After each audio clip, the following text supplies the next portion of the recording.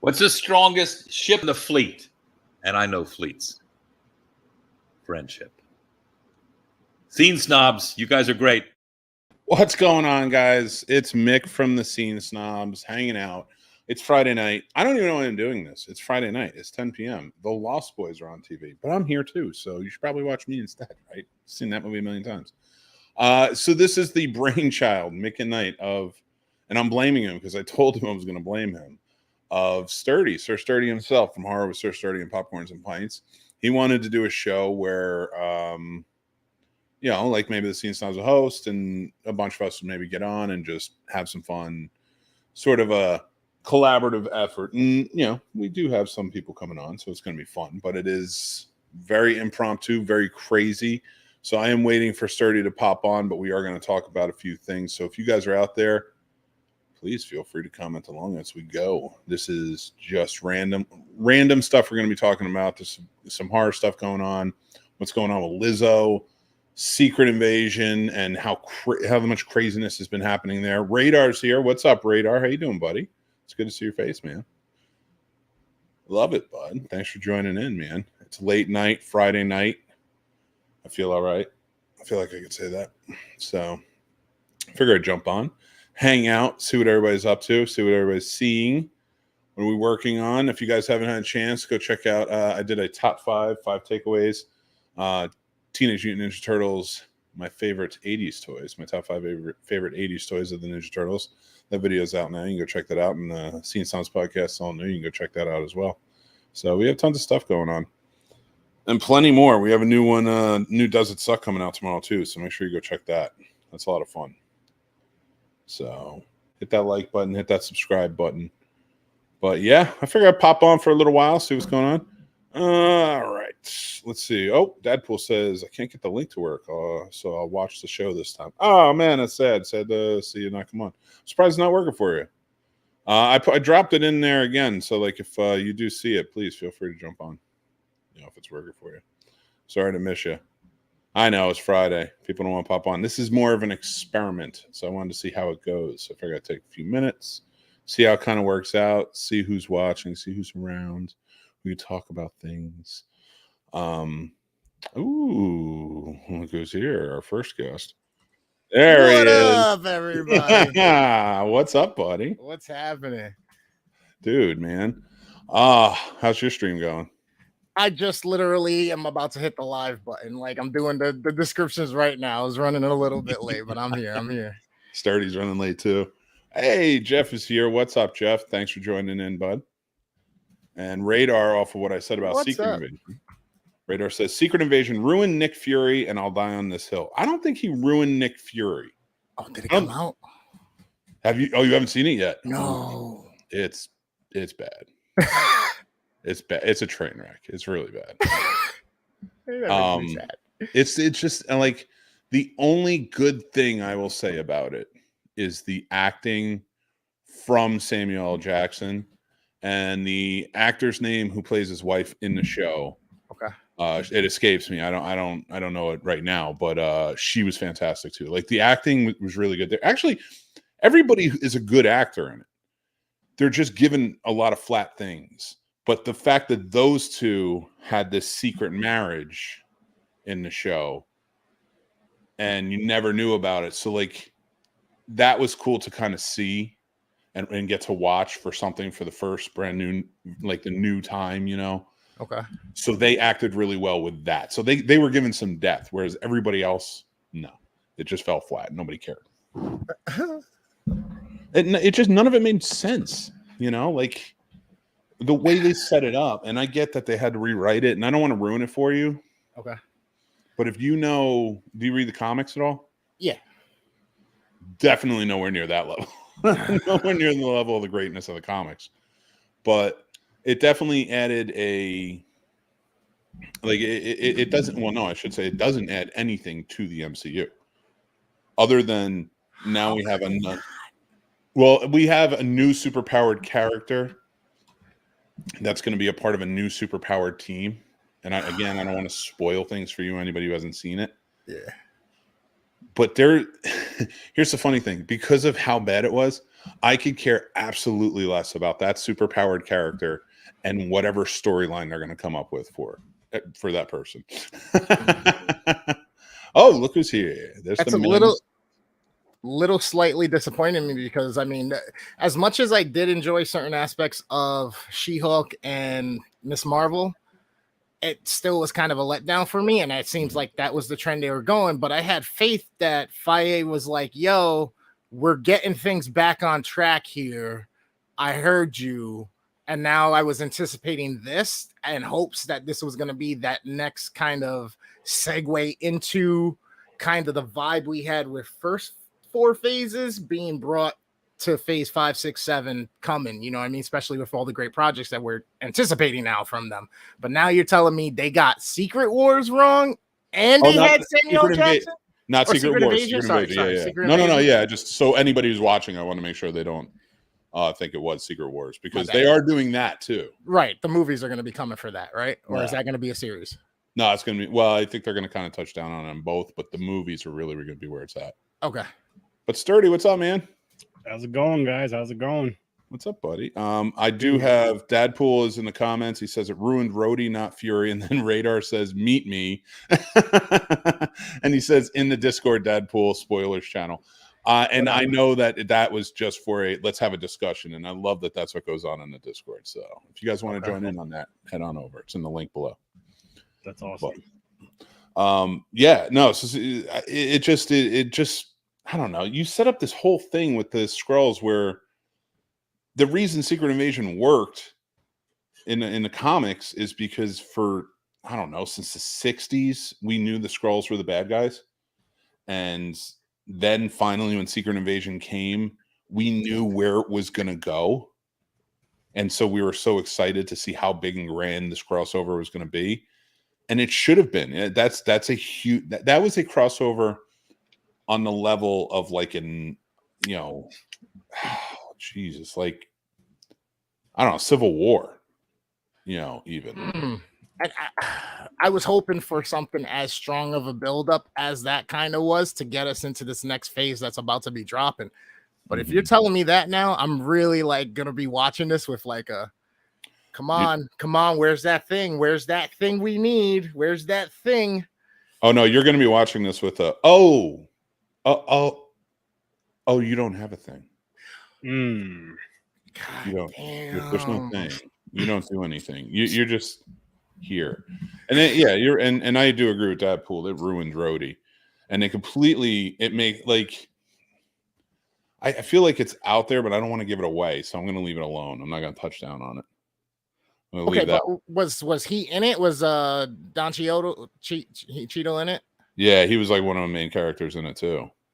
What the fuck? How did they get this wrong then? Oh, whatever. I'm gonna have to wait to watch it. I want to do this again after you watch it. Okay. Because I don't want you to say anything. Okay. And I just want to know your reaction to things that unfold. That's okay. I'm absolutely fine with that. I'm almost waiting for a Weed Wolf type of reaction. Oh, he went there. Because you're the guy who chronologically in order watched all of the Marvel movies and reviewed them. Yeah. So like they mean, and not just the Marvel movie, like the shows and such. So like they mean something to you. So when you get to this, I need to see how you're going to react. That'd be funny. He wants another Weed Wolf explosion. It sounds. That's what he wants. I want it too. I'm not even gonna lie to you. Me too. I want it too, because that was just. It was so beautifully animated and everything, and what made it even better is it was real emotion. It was real raw emotion. It wasn't just this fake thing. And he didn't really enjoy the movie at all. You had your dinner in your hands, and you were just like, every time somebody said those words, you just like were ready to throw it. Yeah. Like I was like, oh my God, I've never seen Chris this violent. Yeah, no. It takes a lot to get me there. Like a lot. Like I can talk shit all day and still be smiling with you wanting to kill me, and it's still a game for me. But I'm telling you, I was in the shower smacking the wall, and my girl's like, what the fuck is wrong with you? I'm like, yo, you don't understand. You just will never understand. This is a burden I have to carry myself. I can't even let you watch this. I can't even put you through it. Like, I don't blame you. But still, lucky I love you, woman. James, what's up, man? It did bore me too. It was just rough. The show could have been an email. That's fucked up. That's fucked up. And Drexel says, I couldn't get past the opening of Weed Wolf, but Blood Lake is a gem. Here he comes, spreading craziness again. Spreading craziness. Oh man! Actually, let me put the display names on so everybody knows where you guys are from. Who of course, said we that? have. And actually, let's talk about it real quick so everybody knows. So, of course, Sir Sturdy from Horror with Sir Sturdy podcast and the Popcorn and Pint show. Sturdy, tell us about your show a little bit. Start with the horror show, and actually, I'm looking for guests. I'm looking mainly for indie horror film creators, whether it's short form, long form, don't worry, including fan films. Listen, shoot me an email, horrorwithsir.sturdy guests. I had to think about that. horrorwithsir.sturdy guests at gmail.com, and we'll set something up. Because I'm really trying to really, really connect with indie. So let's do it. And then, every Tuesday and Thursday, 8 o'clock Eastern time, hop on over and see what we're doing. And then Popcorn and Pints real quick tomorrow night. We're going to be live at 9 o'clock Eastern time reviewing Colombiana and Chef off the rice and beans wheel. Chris is very excited about that. And let's pass on all the worst names. So you guys can... I'm trying to think of the connection on that one. I got one, but you have to tune in tomorrow to find out what that connection is. Yeah, no, for sure. I'm not going to ask. I want everybody should go watch. I'm going to type it down so I don't forget it. That's fun. I typed, honestly. I typed Weed Wolf and got a on service. Nice. I love that. And hey, Chris, worst damn gamer ever. Tell us what you got. So, everybody, I basically am a variety streamer. I do a bunch of gaming. I do podcasting here with Sir Sturdy. Once in a while now, you'll be hopefully seeing me with Mick on his shows. But my podcast for movie reviews is called The Midnight Matinee, all over the YouTube channel. Music reaction reviews, game clips, full live streams, new stuff coming into works as well for other segments. I see the evolution of things like the Scene Snobs, and I go, I can't be stuck in the back, so I got to do something too. You feel me? I got to be up in the front of the train with these guys. So I got a ton of stuff coming your way. So if you're down for any of that, even just chatting, just come on through to some of the streams. I'm all over all the socials at Worst Damn Gamer Ever, TikTok, Instagram, YouTube, Facebook, Twitter, everywhere. So make sure you come, drop a like, a follow, and a comment somewhere. Don't be shy. We not only love your interactions, we also need it, and you guys are the reasons that we're out here doing it. So I'm pretty sure every single person who gets on and puts a camera on will tell you we need you. It's simple. I don't need you. No. He can twist his own nipples. He's fine. And I'm coming, Chris. I'm coming. Wow.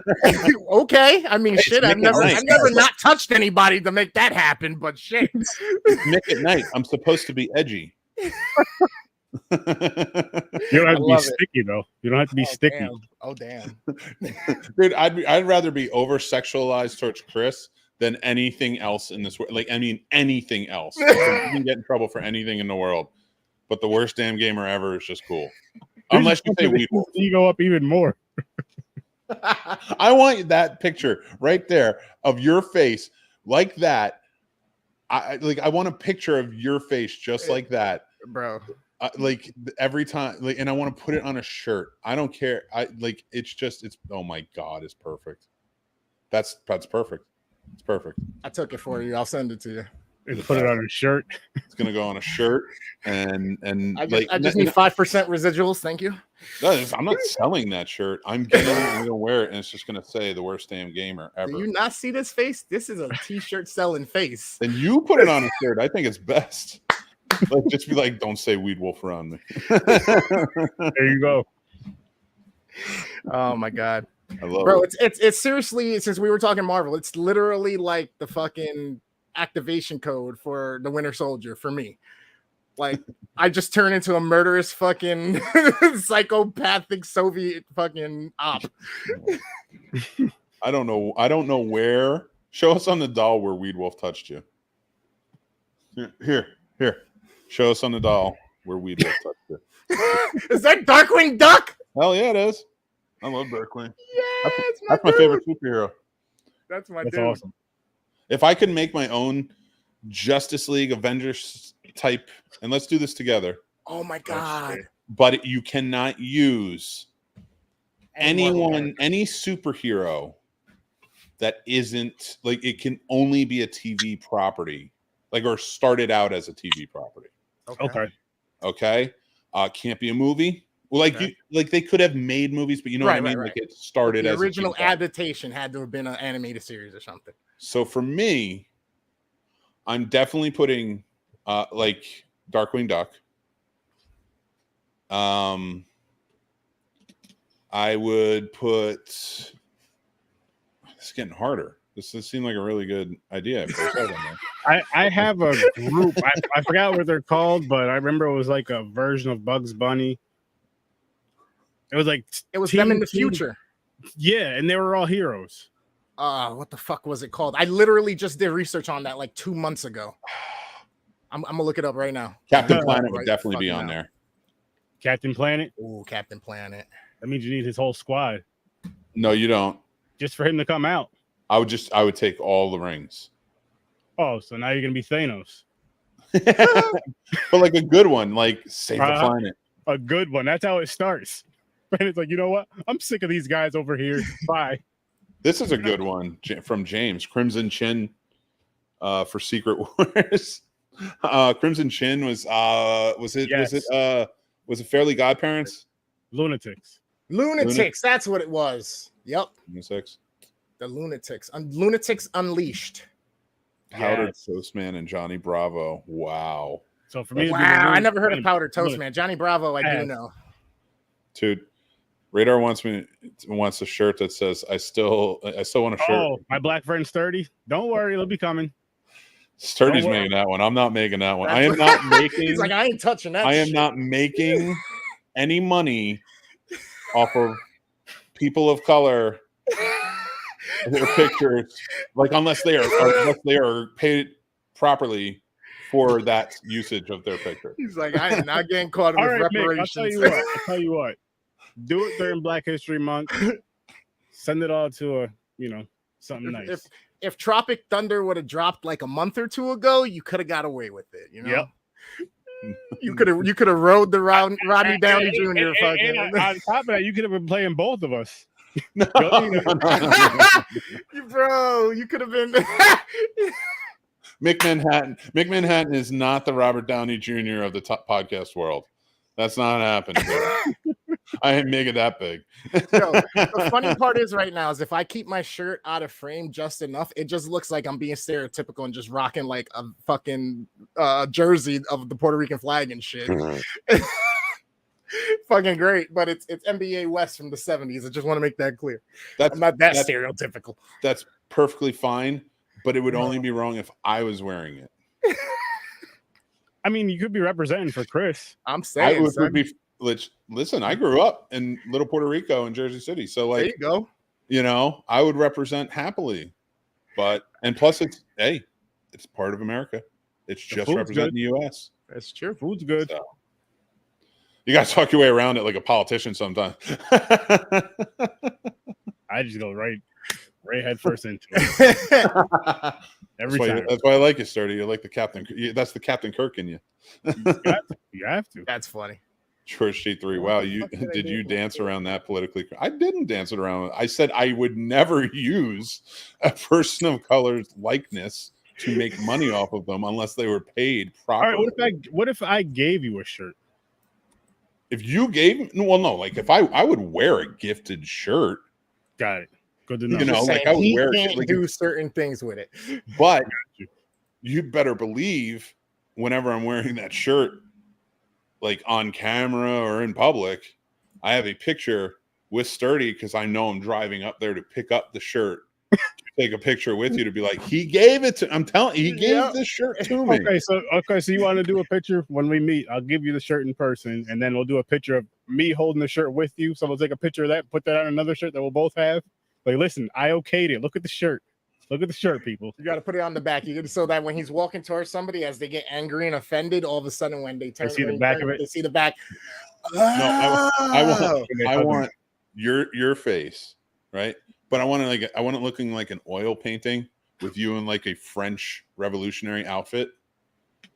And then it says my one black friend Sturdy. And then I'm gonna make you a shirt where I have like that Hulk Hogan pose, but it's my face. And it's gonna say, forget Mickey Mouse, I'm down with Mickey House. There you go. That's hilarious. I would wear that shirt. It's awesome. It's awesome. We can't leave him out though. But that's hilarious. Well, listen, we're going to both have Chris's picture on the back that says, I'm not wearing a Puerto Rican shirt. We're with him looking pissed off. To make it really confusingly offensive, but not offensive at the same time. We survived watching Weed Wolf with this guy, and it's just my angry face getting ready. I barely wanted to watch Weed Wolf, but I did for some reason, and I'm glad. Oh boy! You know, sometimes you got to do things you don't want to do in life. Watching that movie is one of them. I should do like a fake mugshot and be like, I watched Weed Wolf and ended up catching a case. Oh my god! You just gave me a great idea, Chris. What's that? Because the Halloween episode is the Scene Snobs 300, right? Mm-hmm. We should do a costume episode on it, but we can only go as the character from a movie we hate the most. Fuck. Wait a minute. I can't do whiteface, Mick. That's offensive. I don't give a shit. Bro, they selling Nicolas No one Cage else is doing blackface, I'll tell you that much. Fuck it, bro. I'll go straight to the loony bin with you. I'm going to record it for fucking scientific experiments. I don't think there's a blood anything. I mean, I have a Trans Am, but I love the car. No, you should just get like the straw hat and the overalls. Straw hat, overalls. And only sit in one of those plastic chairs. Because remember at the end, he sits in like the chair by the Drains Lake. Wait, who is? Oh, from Blood Lake. I thought we were going for Nicolas Cage for him. Oh my God, I thought he was going to be him from Con Air, looking like he just got off the plane when it crashed. Oh, if it's not Con Air, then it's got to be Snake Eyes. Ooh, okay. Or Fear and Loathing. Sturdy can get away with it. Johnny Depp, wasn't it? Fear and Loathing Las Vegas? That wasn't. No, you're right. No. I'm confused. James, another one. Johnny Depp was Fear and Loathing, leaving Las Vegas. Lake. Leaving Las Vegas. That's what I meant. The big ass fucking aviator glasses. It was like a warped picture for the cover. Yes. There we go. Oh, no, Sturdy, you don't have a choice now. We're going to pick your Nicolas Cage guy. In fact, we're going to do a 7-hour episode, and every half hour. Look. He had to look at the wife. He had to like this. And every half hour, we're going to take a break, and you have to change into a new Nicolas Cage costume. What do I get out of this? Pure Nothing. entertainment. I'm going to go as watch somebody. the replay. I'm going to go as Batman with nipples. You don't hate him. I hate that. I hate Robin. Why did they pick a 37-year-old man to play? Have you never seen my videos where I complain about Robin? I'm gonna now. I did like there was like a 4-month stretch where on every podcast I just like Casey would set me off and like mention Batman and Robin, and I would just drive me crazy. That was my rant. And I don't think it's the most hated, but I definitely hate the fact, like, I hate that more than the nipples. Why is he so old? Why does Robin look like he's a middle-aged man? Because he's getting adopted by Bruce Wayne, who looks almost as old as he is. That doesn't even make sense, because at worst case, right, or best case, he would have to at least be 16 or 17, right? Because he wouldn't be emancipated at that point unless he went through that process. Parents just died, so in order for you to be able to be adopted, you're not fucking 21, you're not 22 working in the circus with your family. You know what I mean? 35. Who means 21, 22? I'm a 35-year-old. Every time, man. They could have pulled it off a little bit better. They could have just had him shave up and stuff, but they had to go for the 5 o'clock shadow, get the ladies drooling. They already had Clooney in there. Then they pulled him in, and then they were like, "All right, let's get the blonde chick in for the dudes." No, think about it. Dad. I do love the dad pool. That should be the shirt. It should be Chris's face, that face, but it should just say resting Weed Wolf face. Bro, I can't control it. Every time somebody says it or it comes on the It does, screen, it's it just And happens. I love James says found Weed Wolf on Tubi. Now I've got the next bad movie nights. You're welcome. I'm ready to boycott Tubi. Chris O'Donnell was better in Forever than Batman. He was better in Forever. I will give you that because it's a better script. And honestly, I think a lot of that had to do with, and there's better actors in Forever. Tommy Lee Jones, Big Daddy Jim on Kick-Ass. Carrey, Nicole Kidman. Like they were better actors. Like I like Arnold Schwarzenegger. But I think that would be He's what the he one is. way Sturdy might do it. What? He might have to What? play Nicolas Cage's character from Kick-Ass. Ugh, Big that's Daddy. fun. Oh, dude. I don't even want to do that. Oh my God. That was like the only one you were like, okay, wasn't too bad, I guess. No, it wasn't. I didn't hate it, but that still sounds like a punishment. It's better than a chip challenge. How do you hate? Would you rather do a chip challenge? Hell, I did that twice. I told you guys I'm retired. That's on you guys now. Fuck Oh that. my God, dude. There's a still new one waiting. out. By the way, You know anybody who's watching that has any suggestions, or if you want to be on as part of a chip challenge with me, please let me know. Send me. My email's the same fucking thing. worstdamngamerever@gmail.com, or just DM me. Let's go. Because I need to have a burning asshole some of these days. Nope. Somebody help I'm me. good. Nope. You can do it right now. I challenge you to do it right now. Nah, I'm waiting. I'm waiting. I want to do like a whole, push for it to get people coming and shit like that. I have some ideas. I might do it for casters for a cause. Who knows? Ooh. Now that Who would be- I knows? was I'm gonna just just gonna throw say. that out there, but who knows? You never know That'd be if a the worst great damn idea. game ever. Why? Because I'm the Oh worst my damn gamer. God. You don't know if I'm gonna be playing or talking. We should do a secret when we do that. I can Right. get you some dance partners for that too. I know I can get you some dance partners for that. What we should do is we should get one. All of us get one, right? And it's like Russian roulette almost with the chips. And there's certain lines or quotes in the movie we pick out, Oh shit. and whoever gets them has to eat the chip on camera and still continue to do the script read. Mick, I don't think you understand how hot these chips are. Jayhan just Would said be he's down and fun, his though. wife gave him the clearance. I am He retired. said he ate the chocolate one. I would love to sit and host it. I did this chip twice already, so Hey, I'm good not with it. doing it again. Okay, good all with right, that's fair. The That's idea, the idea is dope as hell. I want to be here to like host it and be the one that can I'm good actually with that. talk. Just I don't even. Fair. I just want to host the whole thing. Just listen. Boom, it's your line. Boom, it's your line. Boom, it's your line. You know what? Whatever, It's supposed to be for charity. We're going to get a lot of people involved. I'd hate for them to never want to come back. So let's. No. But here's the thing though, because this is what's gonna tune people. People love watching people do stupid shit and burn their mouths on the internet. True, but not during like script reads. Why not? It'll be funnier. You It see, would be you're fun. overthinking it. You have to think of the funniness. I gotta and all do the script stuff. read after I eat the chip and try to get through the whole script. Then maybe not something as hot as that. Maybe there's something else for the script read, like you have to keep, I don't know, something sour or something like throughout, like little challenges that different people can do. I'm down with that. I could do sour. Oh, that'd be dope. Okay, so here's the selection of torture. I have 5 items here in the chat. Every 5 minutes, you get to pick a new fucking something for me to fucking suffer with. And Oh, for you? Yeah. Okay. Yeah. That's And fair. it's like you get to if somebody donates this much, you get during this time or whatever, we'll do that. donate $500. I'm eating the chip. Simple. Not at once. I'm just saying, if we get up to $500 while I'm on screen, I'm eating the chip. Yes. So guys, just so you know, we're not revealing anything just yet, but we are We're just talking shit. talking about a Casters for a Cause script reading in October.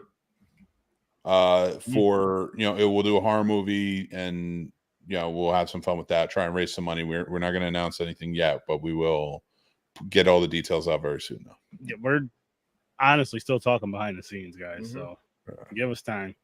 Yeah, it takes some time. It's gonna be fun. It's gonna be funny. I think so. You're gonna I see a think lot so. more of me in this one, and you're gonna see a lot more Worst Damn Gamer. So that could be. We'll see how that goes. Yeah. We'll yeah. see how that goes. But it's gonna be, I got I know another it's gonna be a idea good too. time. He can play his character from Raising Arizona. He carries a package of diapers the whole show. That's true. It was a good movie. I just watched it with my wife the other day. I got a free 2023 one chip challenge coming in soon. Oh, Nice.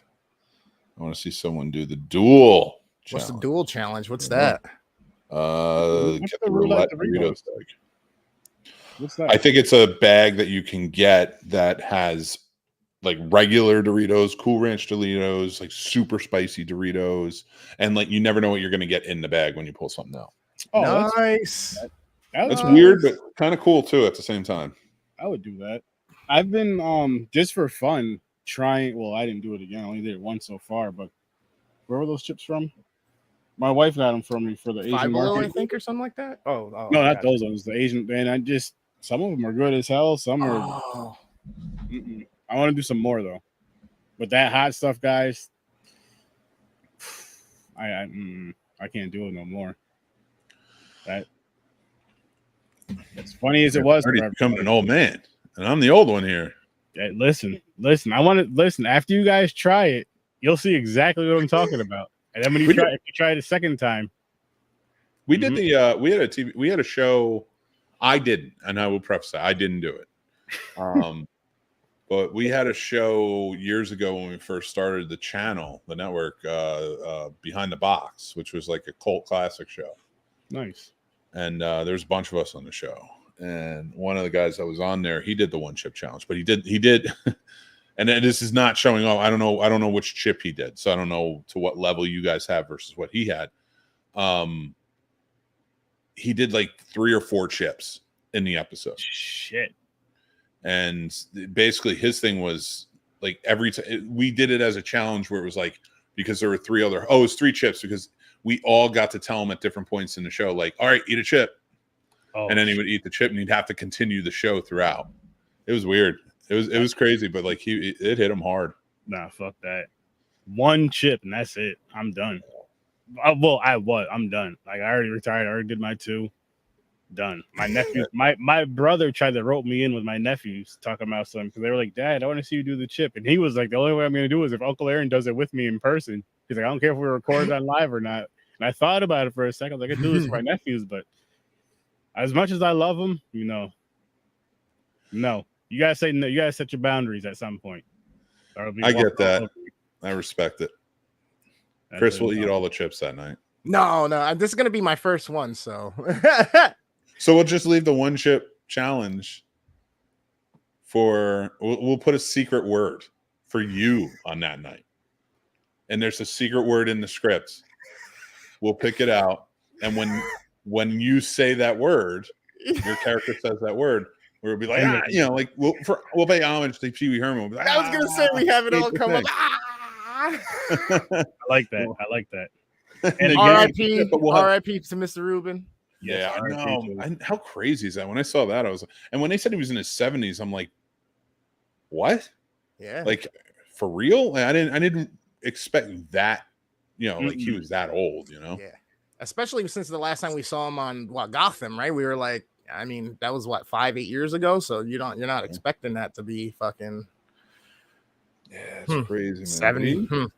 Yeah, and it's so funny that people like either remember him as a kid or as an adult. Like you remember him as because if you watch his stand up, he's not like super dirty or anything, but it's not Pee-wee's Playhouse. Yeah, like even the movie, like there's a lot of jokes in there. Like people I think don't really remember.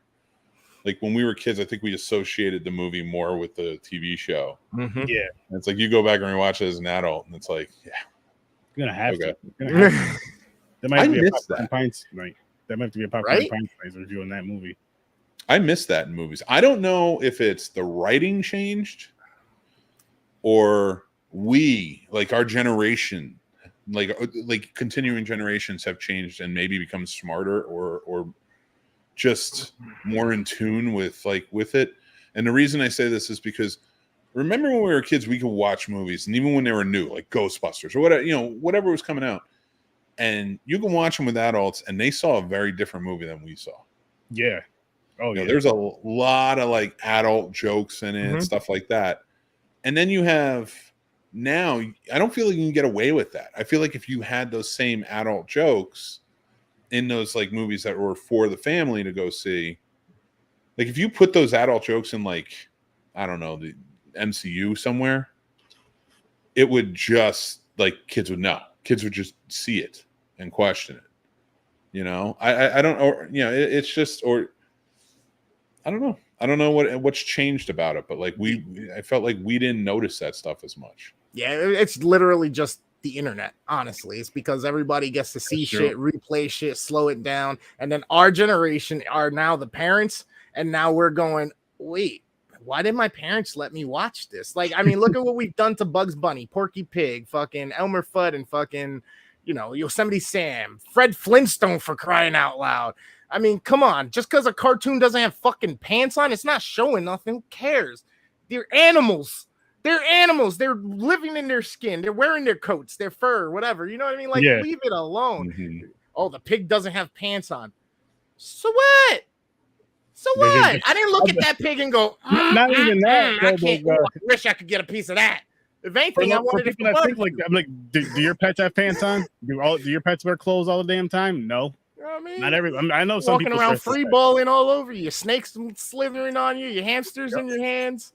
I couldn't agree more. I think the only animals that should ever wear clothes are dogs. And you can go to snobsmerch.com and pick up any one of our awesome designs in a dog shirt and pick one up for yourself. Sorry. That was so clean. I was like, I just led him to that. That's fucking amazing. I didn't know where it was going for a second. I was like, hey, you got to capitalize on it, man. Hell yeah. Hell yeah. James says I saw some psychopath on YouTube eat 25 chips in one video. Oh my gosh. He had the bag. He got the family size. Yo, he was never the same again. Do we even know if he survived? Is he still alive? Is he still putting up content, or did they just have to replace his whole fucking colon and internal fucking intestines? No, his name is Putin. Oh shit. No, it's Kim Jong. Oh man. James also said watch Pee-wee's Big Adventure for the first time in his honor. It was a trip. It is a trip, man. It's such a zany, weird movie. I love it though. I haven't seen it since I was a kid. Going back to the Pee-wee conversation, I was more for me as a kid. I don't remember too much watching it as an adult. Actually, I don't think I have, to be honest. But now I want to watch that movie. I get that. You should. I think you'd get a different experience now as an adult, and I love that. I love hearing when people say like I haven't seen that since I'm a kid, and you know how sometimes they say that and they mean like they haven't watched it since they were like 22 or something like that.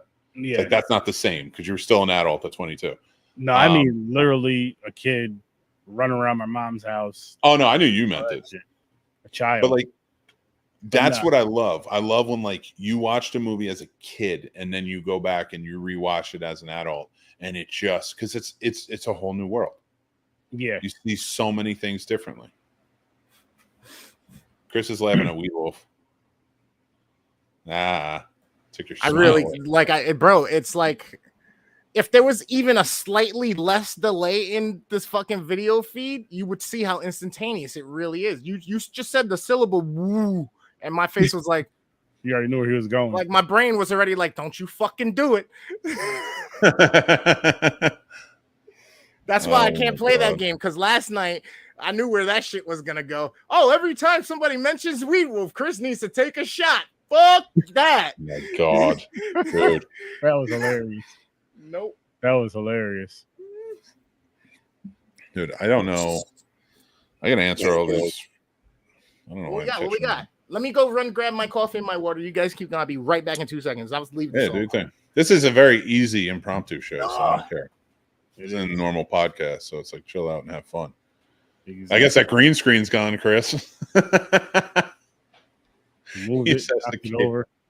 Dude, I want to let's continue on though. Let's all right, you can do your second most hated movie character. Sound good?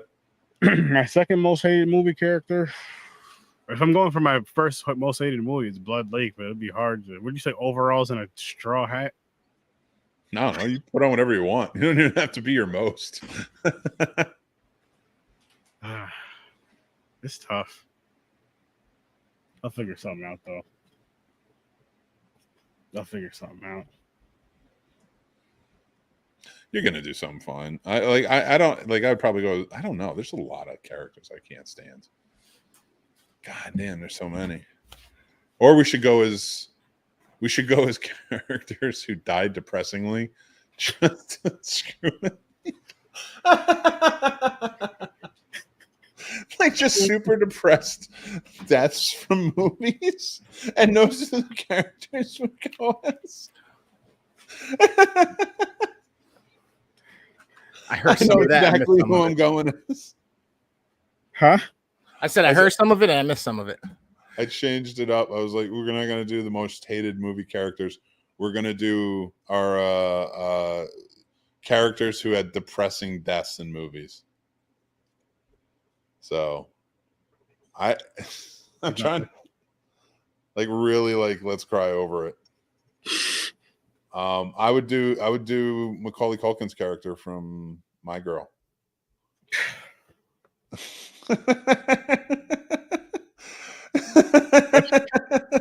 Oh my god. Sorry. Oh my gosh. Are you yelling at us, Chris? No. My girlfriend was asking. She was like, "It's Friday. Why aren't you streaming Fortnite?" I said, "I got invited to fucking Mick Nite, so we're doing this, and then it's Fortnite Friday. Come on now." She was like, I'll "Okay, let you go soon." No. I'm not in a rush. Believe me, I'm straight. I got the game loaded up in my squad waiting. I'm in here watching them. You're lucky I'm not playing at the same time. I was gonna. I don't care. Go ahead. You're good. I'm getting caffeinated. It's gonna be a long night. Sturdy's like, I don't know. There are no depressing deaths in movies. So we started out talking about Secret Invasion and how disappointing that was. What else is on your mind? What else is Mick at Night getting raunchy about? What we doing? Because we haven't really talked about nothing too conspiracy, too. Oh, I don't think there's anything real conspiracy. I mean, the Lizzo thing is pretty crazy. I'm holding judgment. I like the whole judgment. It's like the Jonathan Majors thing, and who's the other one that recently, the other celebrity that was just like was accused of allegation. I can't remember who. They're like, and then like it turns around and like you find out it's like, oh no, this might not be true. Yeah, and it's just like but like how many times have people been like completely trashing all throughout, and how much stuff was made up throughout it by like influencers who were just, it's like the phone, like, remember the old game telephone where like, you tell one person and so on. And it's like, I feel like that's the way it's been going with like influencers lately and content creators. And that's what happens when you let the dollars rule opinions and ideas for, marketing purposes. Then you don't truly get, you know what I mean? Well, I've always maintained that the reason things are still as divisive as they are is because everybody is looking for followers. Mm-hmm. I mean, look at how many people, we've followed just in the world who have, weirdly enough, transferred sides. Like in this weird political divisive world we live in, like they go over and next thing, like they were hit with like cancel culture, and they were like proponents, and they were big like liberal defenders and things like that, and then they get hit with like something happens, an allegation or something, and whether it's true or not, next thing you know, they're like on the other side. They're on Fox News now or something. And it's like, I believe in this, and this is how we need to do things, because that's where the followers are. Yep. They lost everything. And I think that all trickles down all the way down to like what we do. And it's like, there are people who will just say whatever outrageous shit they can and jump on it, and even fabricate things for the followers to keep things divisive, even if it's not true. And it's ridiculous, and it's those sad. are the clout chasers, man. That's all it is. And I sent Sturdy a post yesterday or the day before that said, the guy's like, this world's crazy because I know people who busted their ass and still got nothing to show for it. And I know people who've been fake their whole life and put up a poster too, and then they make millions. It's fucking crazy. Mm-hmm. Oh, It's fucking insane. Dadpool's right here. What about the crazy irony of the Sound of Freedom financial backer? Well, I think he only backed up to $5 million. I don't know how much the budget was for the movie. So again, this is something where I'm trying to clarify, because as I was reading and going through, because like for me, if I write something or I'm on here, I don't like to like start talking about things. Like I'll speculate all day long, because speculating, I do it in fun. I do it more in jest. Okay. You know, like, well, if this did happen, what was this like? And then kind of bring some comedy or something to it.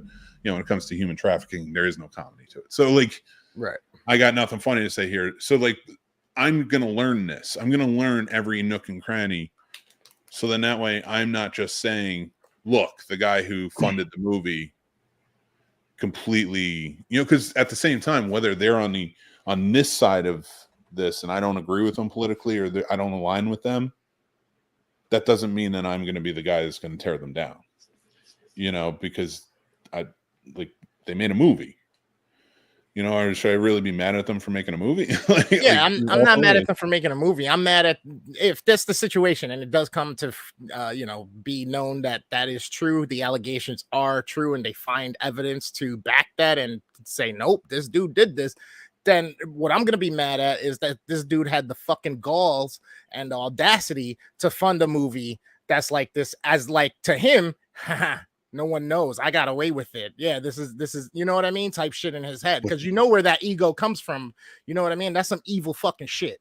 But think about that. Look at how many evil people who do that stuff do that, where they revisit. Yep. They go back and as they always say, they always return it, scene in the crime. Like it's just that thing where it's like they are naturally just attracted to going back, because it's that ego of like testing whether you're going to get caught, you know, or did you get away with it?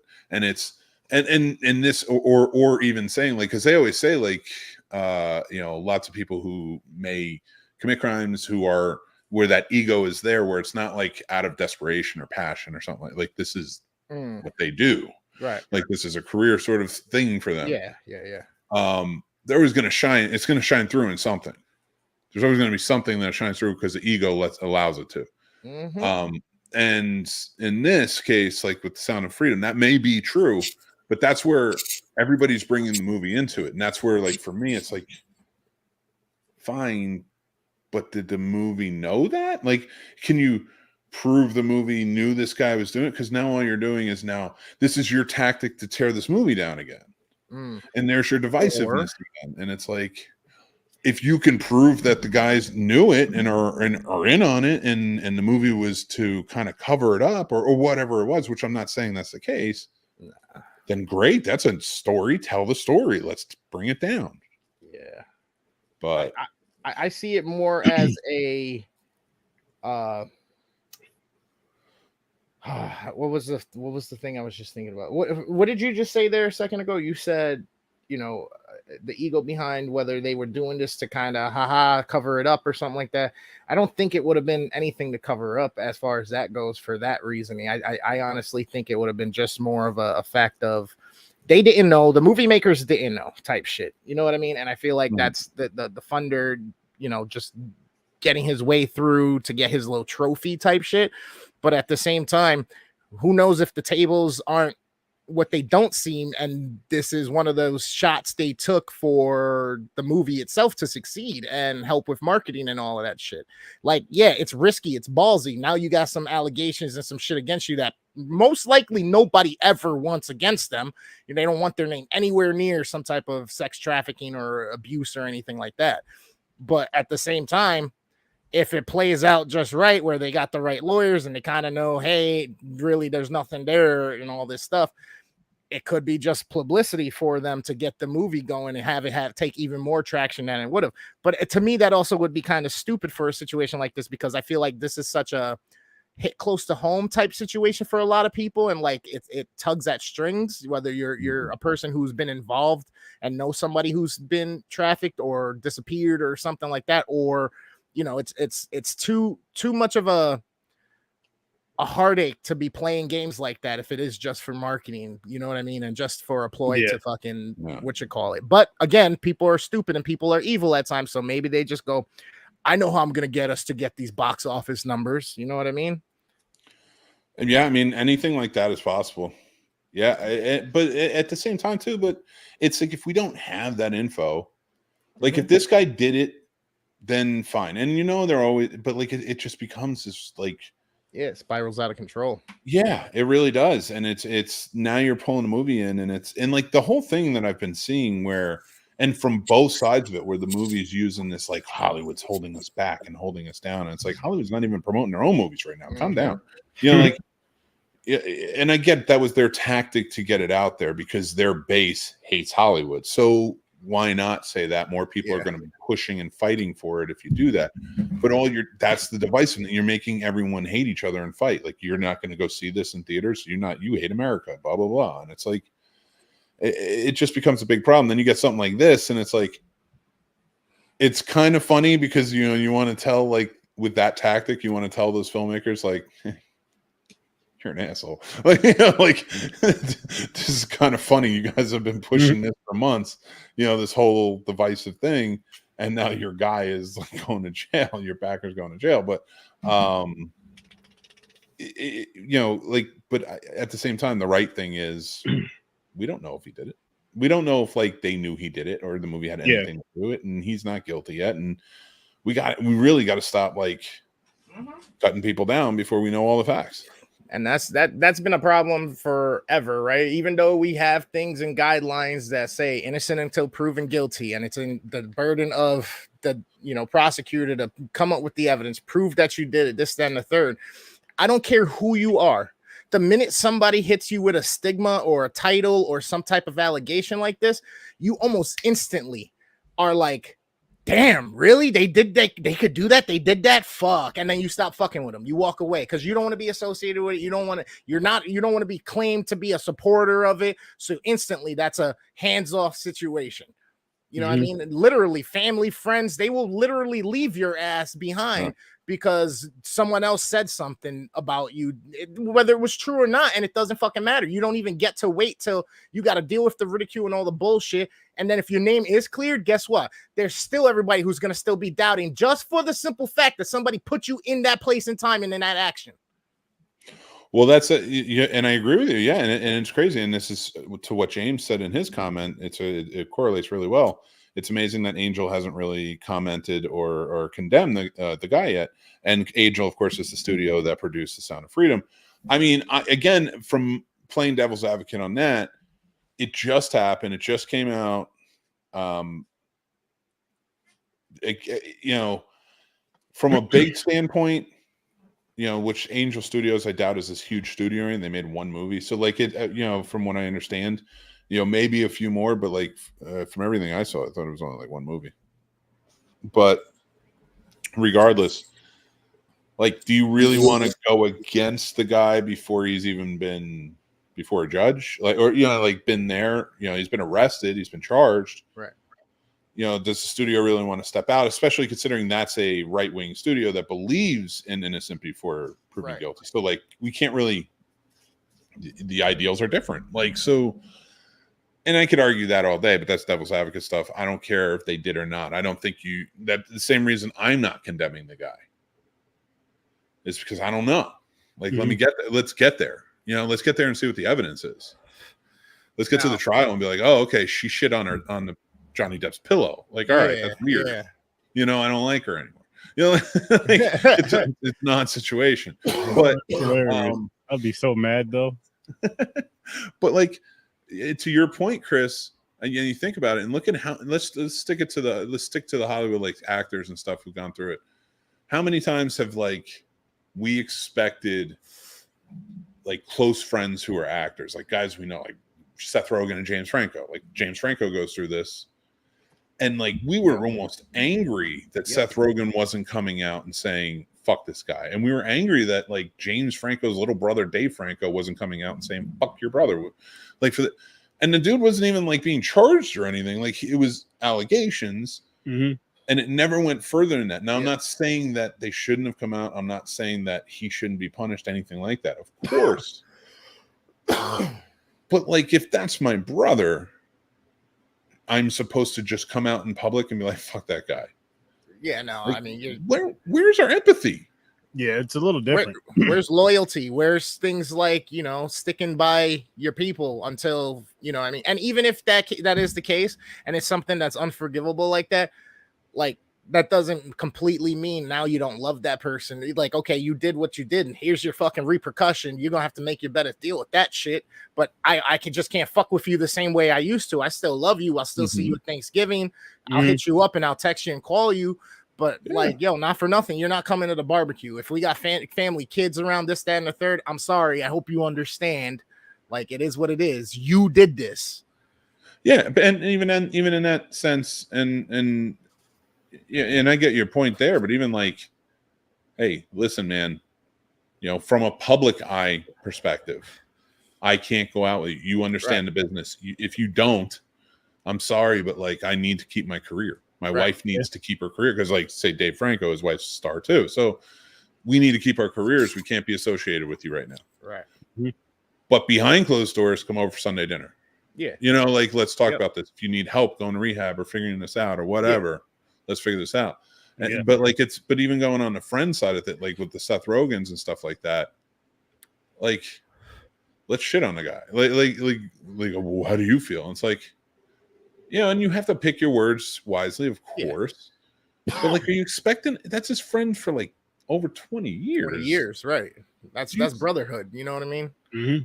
Like, how do we expect as a society, in a society where we boast mental health awareness, we boast, you know, being more open towards people's feelings and how we care about them, that when somebody does something we don't like or offends us, or does legitimately something that is offensive or criminal, we expect everyone that's close to them to immediately drop any care for them whatsoever. You know, like, it's honestly, I think the biggest reason for that is because you're not in that situation. So therefore, you don't have to, because everybody always says they can easily do this and do that until they're in that situation. And they're in that situation, just like, oh shit, oh fuck. Like, that's so-and-so. I talk to so-and-so all the time. What the oh shit. Now you're trying to figure out, how do you navigate? How do you, what I mean? How do you be tactful with it and protect yourself at the same time? Because you also don't want to get roped into the bullshit. You know what I mean? All of a sudden, they're best friends. He's always around. Were you involved? Or how did you not know? Did he tell you? Did you see things? And now you're fucking, you know what I mean? Being prosecuted too, type shit. Or at least, you know, antagonized about the shit. It's annoying. And then publicly too, with the way social media is and all that shit. It's like, and I get that. You can't just constantly cancel people. If it's people that you don't really have some type of a true bond and association with, like, that's still not the best reason to just cast somebody aside or tell them, well, fuck off now. Sorry, dude. You know what I mean? Like, hey, man, just till things cool down, let's just give it a little space. And then fucking, you know, if you need anything in the meantime, though, let me know. You know what I mean?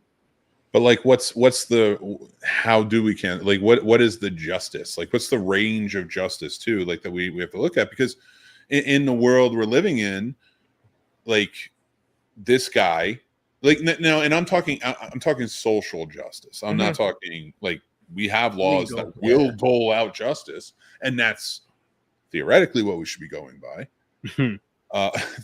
If it, in a perfect world, if it worked the right way, you know, and I realize that I am a white man saying this right now, but I do not have blinders to the fact that it doesn't work. But in a perfect world, let's just talk social justice. Yeah. You know, this guy, are all allegations. We don't know anything yet. So once I know something, I'll make a judgment. I'm not going to shit on a movie because I don't know anything yet. Mm-hmm. And literally, we don't know anything other than the charges. You know, we don't even know the full story.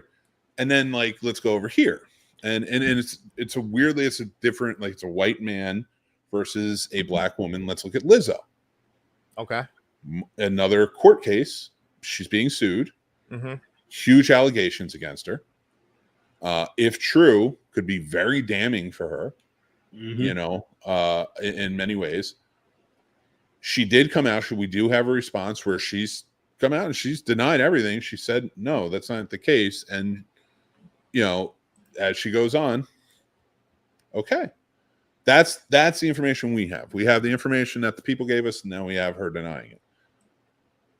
Where's the like if we are as a people, as a world, are doing this cancel culture, social justice, doling out, these two right now are the big ones this week. Which is funny because every week it's something different. Last week it was Jason Aldean, and I can't even remember what the other one. I can't even remember what the other side was mad at. Like it was just it was just two things that everyone. I think I point. Oh, Snow White not being white was what the other side was mad. Jesus Christ! But oh man, they're. That argument is so hilarious, though, people, because there's so many movies that we grew up watching where the characters weren't the. I don't want to get into it, but I'm just saying, like, if you guys really want to be upset about something, watch the movies we grew up with. You want to know how stupidly divisive we are too, and again, I don't say this to you guys. I'm saying this more out there. No, I know what you mean. I was I posted a video today, I think, and it was Gordon Ramsay. It was a cutout where Gordon Ramsay's like saying, "Well, fuck you and fuck you and fuck you and fuck you," and something like that. And I just put to it like a caption that said, "The studio execs to the writers and the actors right now." And one person commented, "The writers get paid too much," and then immediately under it, a completely different person wrote, "The actors get paid too much." And my only thought was to comment back and say, "How much do they make?" All right. You know, what do you guys? What is it? So to me, it's like, why do you? What's too much? What is too much for somebody? Because to me, it's like, if you're working when everybody was fighting for $15 an hour, nobody. Well, I mean, no, that's not true. There was a lot of people who were saying that's too much. You know, but like, I don't remember any of the actors or the writers saying that's too much. Never. You know, so it's kind of ironic first, but at the same time, but like when they were screaming, that's too much, we can't raise it that high. You know, I don't remember everybody who was arguing for it. Like, okay, I guess we'll quit then. You know, like, should the writers and actors should just be like, no, that's it? And do you think that like the thousands of people that are in SAG all make $20 million a movie? Not even close. Not even close. Oh, and to my point, just real quick, so I don't sound like a weird racist. The Sound of Freedom guy with the allegation against him and the Lizzo. What I meant was like, how do you judge something like that? Because this two totally different worlds, two totally different social and racial backgrounds, things like that. So like, what I'm saying is, when you take in all of the context that everyone takes in, when it comes down to doling out some sort of justice in the social world, it's like, how will it ever be fair if you keep pointing? Like, because like there's always something that's gonna come into play here.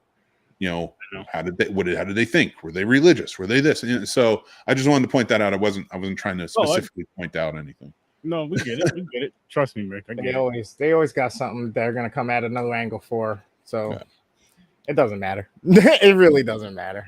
Deadpool says same with the Flash. And Ezra. Well, he was on camera. Yeah, he's a douche.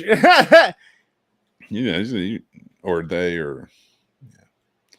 Wait, RDJ oh my is God, whatever. laughing at everyone who gave up on him when he was at rock bottom. Yeah, that's true. You know who he owes his career to? Who's that? Mel Gibson. That's kind of ironic. Well, you know why? They've always been good friends, because ever since they did Air America together, they've been good friends. And supposedly, and I'm not defending Mel Gibson's views or any. Again, it's so funny that you defend certain things you hear, and that means you defend everything about a person. But supposedly, everything I've ever heard about Mel Gibson, like, people love being around him. He's just a genuinely like really nice guy. So I don't know how that translates or correlates to Everything what else. he did, Right. you know, so, or where that comes from. But, and I'm not downplaying any of that. I'm just saying, I guess that's why I can see, and I think a testament to a lot of nice things that he's done is like with Robert Downey Jr. After he got out of jail, no one would work with him. He couldn't get a job anywhere. Yeah. Because he couldn't get bonded. They wouldn't give him insurance because they were Mm. afraid of the drugs and all this stuff. Yeah. So no studio could get him bonded. So like nothing. And Mel Gibson was making a movie called The Singing Detective. And if you guys haven't seen it, it's a good movie. You should check it out. And was that no? I'm not going to check it out, or no? I haven't seen it. Oh, that was a funny no. That was like I was like, no, I'm not watching your stupid movie. So, and Mel Gibson wanted Robert Downey Jr., but the studio was like, no, we can't do the insurance. So he put up the $25 million from his own money. Oh wow! For the insurance bond. So the studio and paid him his salary. So the studio accepted him, and that sparked him to start getting more stuff and back in it and start getting work. And Jon Favreau saw that movie, loved it, met with him, and Iron Man. So that's awesome. See, and I like hearing shit like that just because for the simple fact that it's like, bro, the man at least not only was like, you know what, this dude just needs a win, but he was also like, bro, if this movie does good and this kid is really straight right now, I'm gonna get my money back on my investment. You know what I mean? And this kid forever will fucking remember me. You know what I mean? Who knows where that leads in the relationship? You know what I mean? Yeah. So it only makes sense. It only makes sense. And that's one of the things that bothers me the most about the way people act most of the time, or have dealings in life and business and stuff like that. It's because the 100% truth is, as long as you are being honest and delivering a truth and you are delivering it from the right place, you will never be hungry. It's just one of those things. But if you're always constantly feeding bullshit, people just ain't gonna fuck with it. They just turn you off. You just stop being relevant. Yeah, after a while, it's like if you're sticking to the hotness, to the hot, like the fisheries, just hitting the fisheries. Mel Gibson's been in that position where he's been hot listed, right? So he gets that. He understood, and he has the more time and experience over him. And he's like, listen, this kid, I see what he does. I have faith in him. So just here we go. You know what I mean? It's like when a big NBA player, NFL player goes, hey, you know what? I'll take a cut for $8 million to make this dude's fucking contract a little bit better if you can get him to come down the team because we're going to win a championship. You know what I mean? It's kind of like what LeBron does sometimes. Yeah. But being in a position of disadvantage both at different times and understanding that just makes you go, I can rock out with you. I can do an investment here. You know what I mean? Yeah, and I mean, again, look how great he turned out with just the Iron Man role alone. Became Iron Man. Yeah. And that was one of the next few things that got him back going, right? Like nobody was really fucking with him still at that point. No, that was like his big thing that really launched him back into it. And arguably, because I mean, he was been nominated for Oscar and stuff like that. I don't think he won. But he was nominated. But he arguably that's just his biggest movie of all time. I would think, or if not that, like that up to that point, that was his biggest movie of all time. You know, see that. And John Favreau took a risk in everybody, and Kevin Feige, because one of them said, "I need him. Like, it has to be him." He just tested so well. You know, they even put out like his screen tests. I remember they put out his screen tests online because it was so good, huh? Just really very good. I'm gonna go check that out. I'm definitely gonna have to go find those. I remember when what's his name, Jon Favreau joined Twitter. I was on Twitter. I just like joined Twitter myself, and his very first tweet, because he had just gotten on Iron Man, was R2-D2 in an Iron Man colors. Nice. That's awesome. Yeah, it was very cool. And I remember a buddy of mine was just like, "Hey, check this out. He's tweeting," and he's on Twitter, and he showed me. I was like, "Oh, that's like at the time it was like brand new. It was like cool. Mhm. Now it's X and stupid." So. Yes, agreed with that as well. But, well, gentlemen, wanted to see how this went. How do you guys think this went? Nice little experiment. Yeah, I thought it was good. Oh, I like it. Chris came in. I like our conversations. Hello, Chris. How's it going, Chris? Sucks that social media is the jury before a real jury sees it. It's crazy. It's almost like it's becoming its own jury. Yeah, that is the problem. I can see that is a huge downfall because even with people say, well, you can watch it on the news. As a kid, I didn't really watch the news. The only time I really paid attention to the news is if I'm eating dinner and it was on the TV or whatever. Other than that, I'm not watching the news as a kid. But with social media, even if you're on Facebook, you just eventually you're going to see a story and kind of just scroll through it just because. And I mean, as a kid going into adult and all that other stuff, you're going to scroll just because, or it'll be in a freaking pop-up when you're reading something that has nothing to do with anything. It could be something to do with sports, and here's a pop-up of blah, blah, blah, blah, blah, and blah, blah. So it's literally always thrown in your face to where you damn near can't ignore it too much. Mm.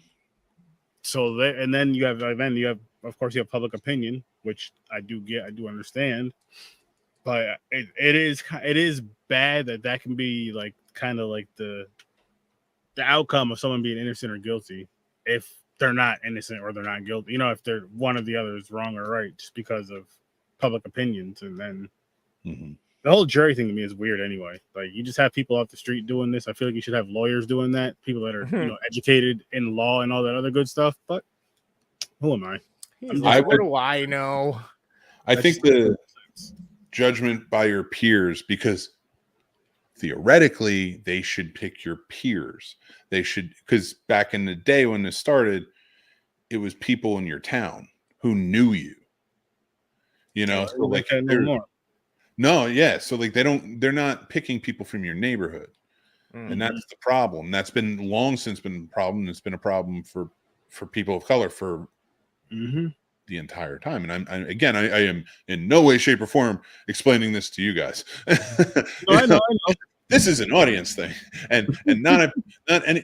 There's a white audience. I want them to learn. No, but the thing with that though is, Mick, honestly, it's cool when you hear it from someone like you, because you see it as a white, and even more so. Not that this is important, but as a straight white male, you see it and you're saying something about it versus me or him saying, "Oh, it's just these guys complaining. That's all they do is complain and blah." But you saying, you're like, "No, fucking listen, shut the fuck up and listen."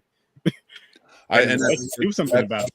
I mean, if that helps, like it does. I listen to people. I listened to what people had to say, and I was like, yeah, no, it makes sense. That makes imagine that listening during a conversation.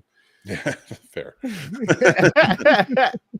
Chris says, sadly, the court of public opinion is often worse than actual court, but that's the court of public opinion is always the worst. So they always have you, and they always have you guilty. The court of public opinion wants you to be guilty. Watch it for anything. If you ever watch the stupid movie called The Bonfire of the Vanities, watch it for the fact that it is true in the sense that the court of public opinion always wants you to be guilty. That's what it is good for. That's what that movie is good for. That's it. TikTok has the news live before it's on the real news. Like today, the incident in New York City, my son shows me on his phone. I had no idea about. Push. Well, sorry. I don't know what happened in New York City either. Me either. But and again, social media. Well, because what it is with that too is you have people that are like right on the scene with their phones. Again, back in the day, it was, hey, us three are talking. Hey, I just seen a freaking guy, steal some candy from the store up the street, and that becomes like the friends thing or the neighborhood conversation. That's as far as that goes.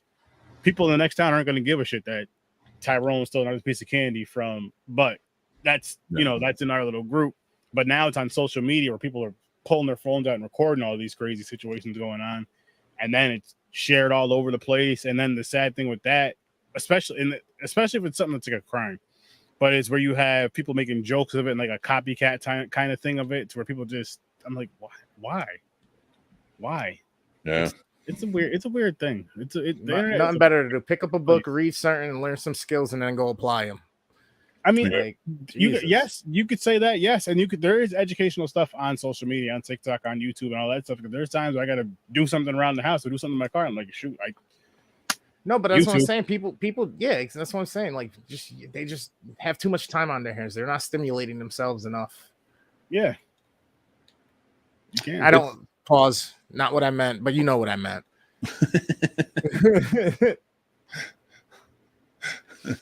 Sorry about that one. I was like, wait. What I meant, but you know what I meant. You know what I meant. So I guess a Twitch streamer charged with inciting a riot after giveaway draws huge crowds in Union Square in New York City. Oh my God. Sinet, who has over 4 million YouTube or over 4 million YouTube, over 5 million Instagram. I didn't get these numbers. Said during Wednesday Twitch stream that he would be hosting a huge giveaway Friday at 4 p.m. in Union Square Park. Oh, crazy. That's a bad idea. Take it from a guy named Manhattan. Yeah, exactly. Like, bro. He's yeah. No, you know what made him feel like that was okay? June 6th. Maybe. Well, all right. Sorry, dude. I know we're not gonna get into that. No. There. It's despicable and disgusting. I would never stick up for that. But the same reason I'm like, you know how I'm saying, like, listen, this is why juries don't work effectively for people of color. Like, this is a fact. The same reason that you could say January 6th happens, like this happens because it's happened because of January 6th, but you could also say, I can't even believe I'm going to say it, because it's not what it means. It's not what it means. But what I'm saying is, when you see these things, it causes more tensions all over, and it kind of creates these scenarios to continue. And what I'm saying is, you can put that back to every either demonstration or riot that has happened, no matter under what banner. And I'm trying to say this. No, I get what you're saying. The way where it's like, I'm not anti anything, like, I'm not, like, I don't want to say, like, God help me. I'm like, this tightrope is just like getting smaller and smaller. I'm a big. You're good. You good. I wish he was a chameleon right now. He'd be getting darker and darker right now if he's a chameleon. Yo, we need Tropic Thunder Mick for this. Tropic Mick. No. I'll be Simple Jack. I'm fine with that. I'll take a certain amount of trouble. Can I just be Nacho Libre? I mean, go that route with it. That works for me. That works for me. I mean, speaking of which, that's the only member of the church I would want near kids. Let's just say that.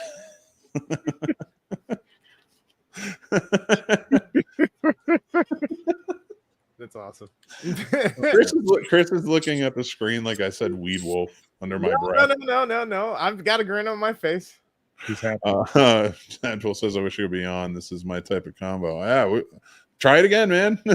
Try the link. I don't know why I won't let you on. That's weird. Let these fools on. Sure as hell did. Listen, I don't know. I'm good at it. It works for me. I appreciate you guys coming on. This is fun. Dude, of course. Bro, I already know that every time we fucking link, for whatever the reason is, I'm going to be able to have a great conversation with you. And we're not going to fucking come at each other unless we're coming at each other, but it ain't going to be a personal come at. It's going to be about the topic and the conversation. And that's why I have no problem being here whenever you feel like you want my presence or my energy. I am straight good with that. Because I just realized that, like, I'm like, if we don't get off now, my high is kicking in. And I'm just going to keep talking. Oh, I see. I thought you should have started that earlier. So it would I didn't want as soon as Mick Nite kicks in next time. But I meant to. Next time. But, like, I was cooking dinner and I forgot. So so then I took him after. So now it's kicking in, and I'm like, this might be a bad idea. I don't know what to do. I'm like I am having like I have the angel and the demon on my shoulder. But before I finish that, I do want to bring up a point and go back and not correct, but like amend some part of what I was saying about the demonstrations and the riots and things like that kind of lead into. Yes, tensions tend to carry over and lead into more when they're this close together in clusters like that, when it's a tense time. But riots are caused by being incited by certain people. So yes, I am well aware that January 6th was incited and caused by a certain someone and someones that follow that someone. So, and that's coming. That storm is coming. So like, I'm not trying to say like the previous demonstration caused it. I'm just saying those tensions tend to roll over and cause more to happen. See how I like to stir? You do, you son of, and now I'm getting high. Please don't do that. Like if this goes on, coffee too. Oh my god, dude, I can't do that. Dude, last night was really bad because I did not sleep the night before because I suffered from insomnia. You're nuts. Okay. How's the worst damn gamer ever prepared? So prepared. So I got like I had no sleep the night before. And then the next day I was like working, cleaning, doing a bunch of stuff. So when I jumped on your show last night, like, not only was I super stoned, I was no sleep. And like I can't even imagine going back to see what I was like. Oh, it was entertaining. You have to go back and watch. We had a great time and a great conversation. I remember having fun, man. Yeah, I had a really fun time. So I'm doing this tonight. Apparently it resonated. Bring the fun. I told you, man. That Mick at night, you got to just do it and do it on a random weekend night that you can do it, and grab whoever. I'll always, as long as I'm free, I'll be on. If I'm free, I'm sure Worst Damn's feeling the same way.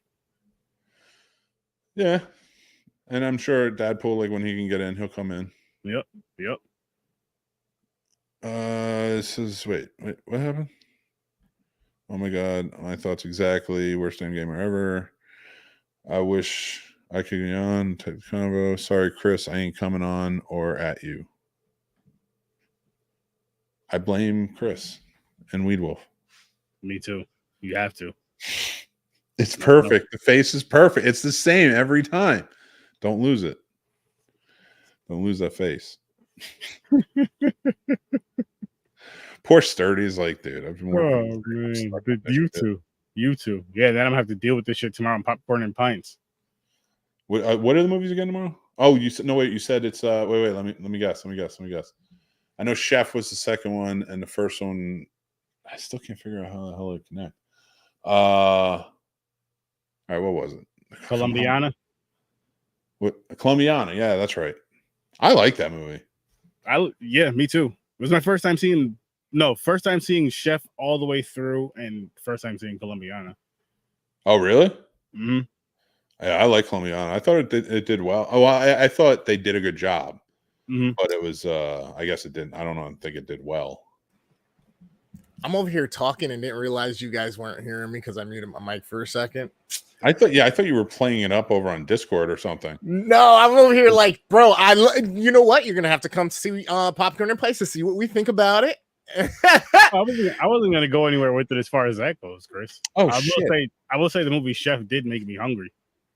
Oh my god, dude! Holy shit, bro! He got a show out of that. You know that, right? Yeah, and it's a good show. It is a good show. It's called The Chef Show. Yeah, it's him. It's him and Netflix, the guy who. What's his name? Eddie Chow, I think his name is. He's like a big street truck guy out in LA, and they just make stuff. They go visit places, and they have people come and they just make shit like street food.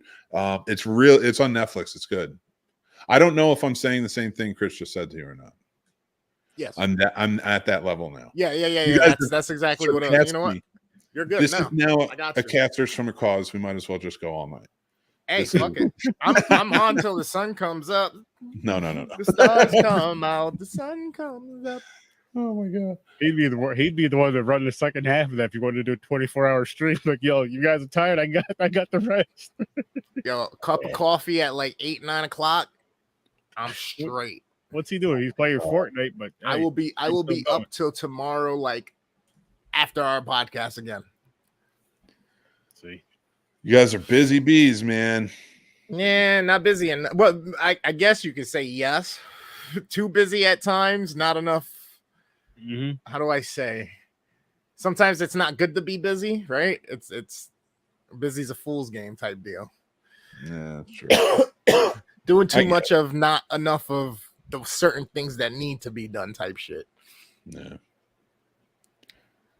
He's like, what did you just say? I heard you. He's like, you talking in circles, bro. I may be slow to it, but I heard you. So I feel bad because I kept asking Sturdy, like, well, what'd you think? Tell me about Colombiana.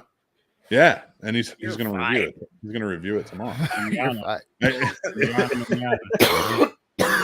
It's like, come on, Yankees, play the baseball game now. Why do we have to wait for tomorrow? Right? That's when it's scheduled. My athletes will be ready. We know what's gonna happen. Just hurry up and win, would you? Yo, Steinbrenner's still the fucking owner. He's dead. Is he? His kid is. I think his kid still owns it. Oh shit! I don't know if they sold it. I ate from a street yesterday. I don't know why they hit me. I'm putting it on a shirt. Miso honey, nice. It had the best name, Miso. Oh, I see what you're saying. Got me with that one. Have mercy. Got me with his own joke, dude. Sturdy looks like he's like, I'm out. I'm not gonna lie. I'm liking the fade right now, bro. I'm liking the low cut in the fade on Sturdy. Appreciate it. It got you know what happened, Chris? The damn track. The past 2 Sundays, I'm like, you know what? This is bullshit. It's way too damn hot. Wait, I don't know how the hell you do it with all that damn hair on your head.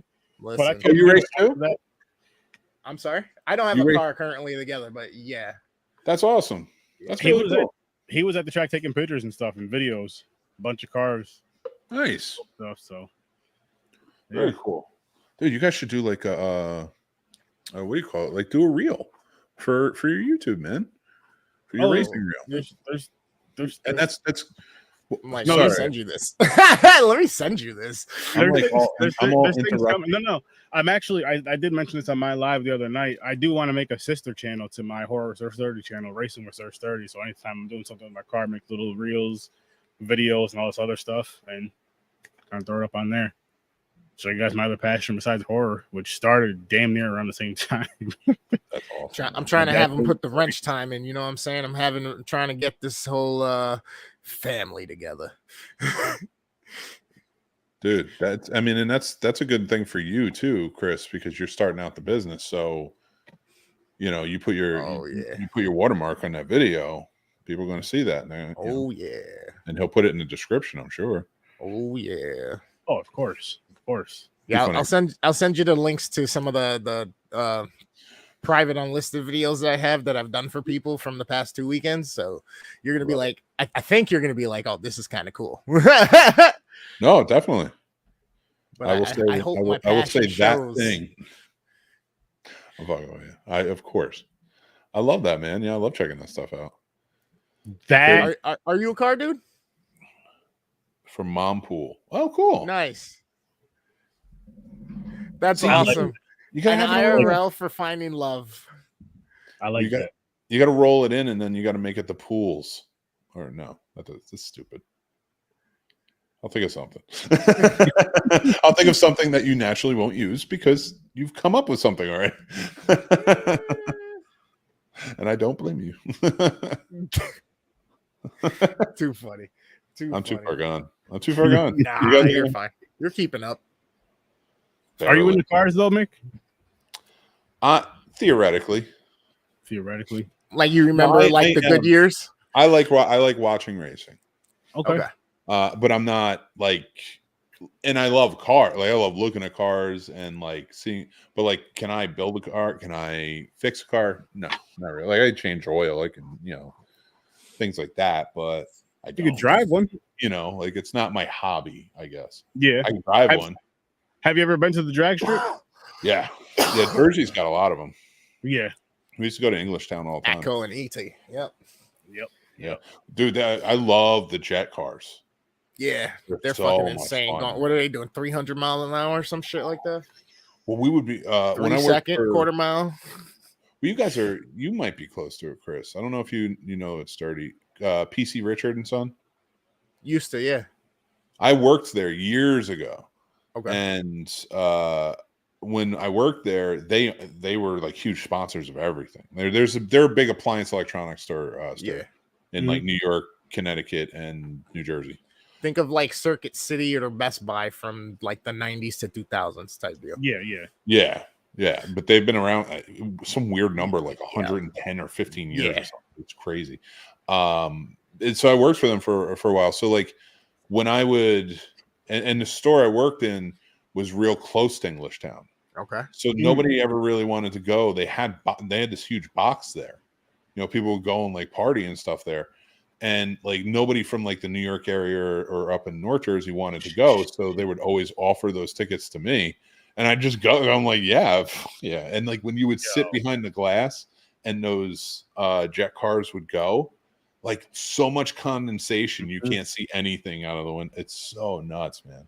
Yo, I've seen those in person up at the track. I've seen them at Englishtown from Top Fuel on down, but I've seen the jet cars even at the track I go to. Nice. And just like standing in the bleachers, the power, the sound, long quarter mile at a time. You're feeling the flames of the thing, of the jet fuel, of the jet cars, and just the vibration and all. It's so dope.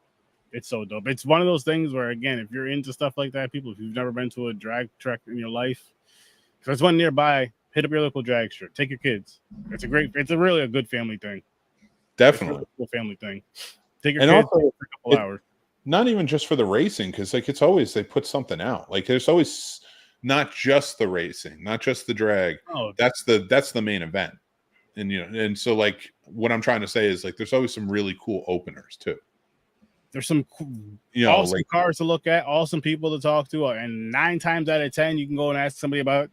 9 times out of 10 you could ask Chris this, because he was doing this the whole time he was there. Every time, besides taking pictures and stuff, just talking to people. He ended up in somebody's car.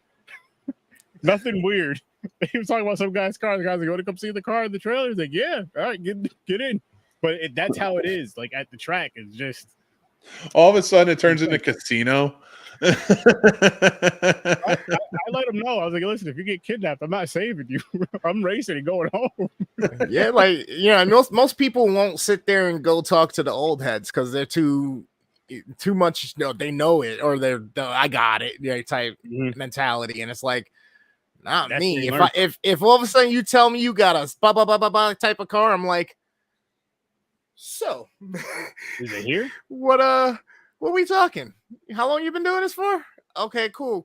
Start asking questions. They start going into their war stories, right? And then all of a sudden you're like, okay. So how do you check this or how do you do this? And blah, because they're using still their older technology.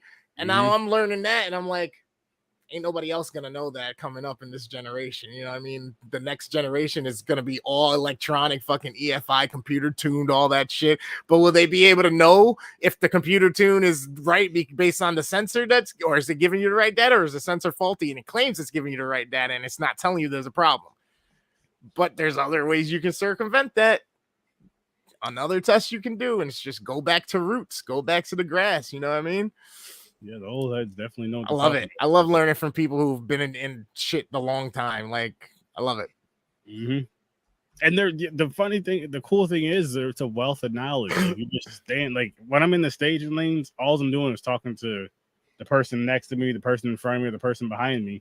9 times, it's even the person that I'm getting ready to race. The person, just talking, giving each other pointers, or they're giving me pointers and stuff, and it just, hey. That's part of the reason why I like watching the Scene Snobs. I may not catch it when it's live all the time, but I go back and I watch because I know, especially lately, Mick has been doing some of this curation on the behind the scenes, and he's given us knowledge. You know what I mean? He's done it for years, and I'm like, bro, this is insight. thank you. You know what I mean? Like, I thank you because it's good shit. Like, especially for us who are in content creation or whatnot. That's the next level. You know what I mean? That's the fucking whole. Like, if you want to go to the Super Bowl, go into the movie industry and try to make it big. You know what I mean? That's how I see it. I'm like, I don't think I'll ever get there, but just to hear the stories, hear how it works and all that stuff, it's fucking dope. You want to be in the movie industry? Make a movie. Think about it. There's always nothing to it but to do it, right? That's literally this is filmmaking, singing. I like those two that because they are an art form. Yeah. But they're so deep, like money is so huge in them. And that's why like I'm not putting this in all art forms because not all art forms make the type of money that they do. So like those two art forms, particularly because it's such a high business behind it, pushing it and shoving it around. Yeah.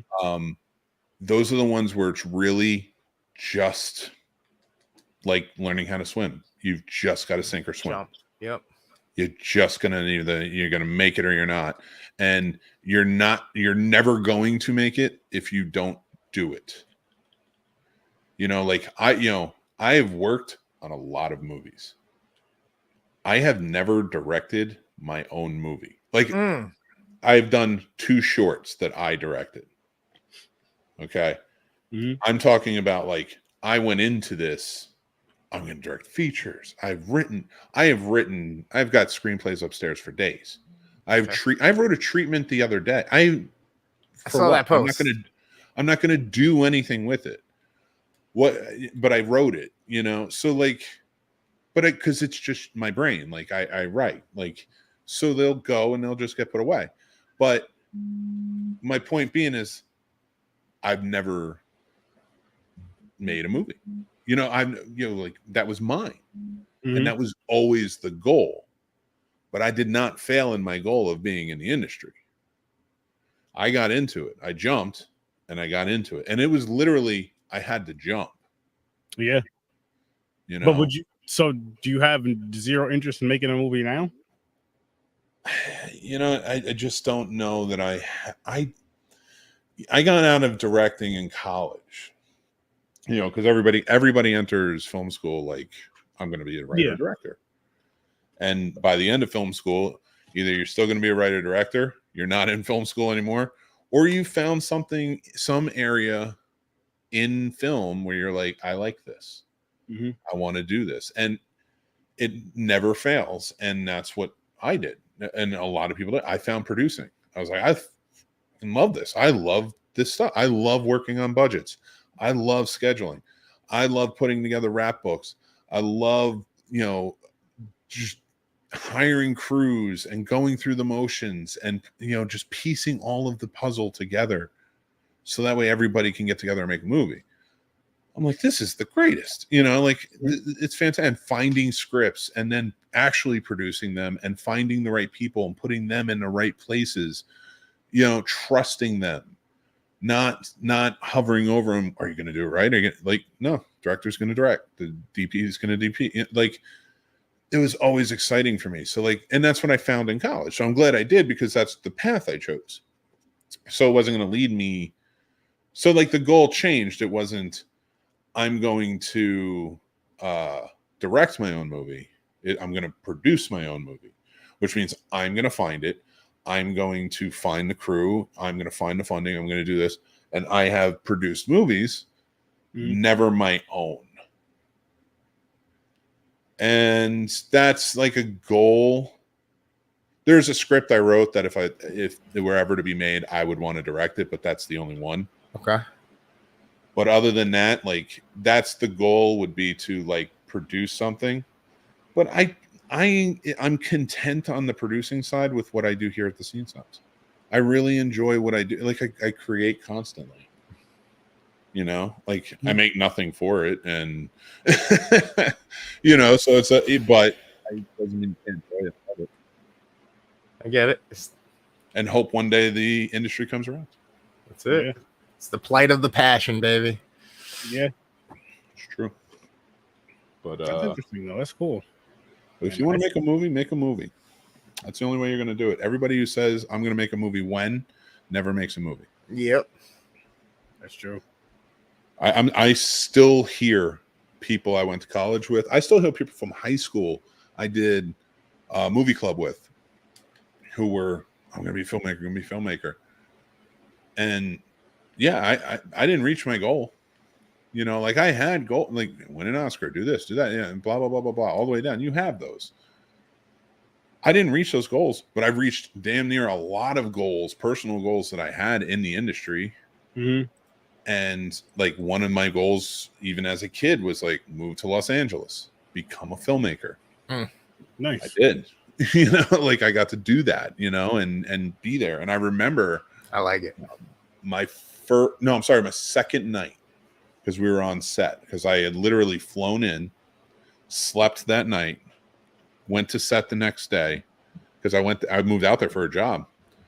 And sorry if I'm taking over with my story. Oh, you're good.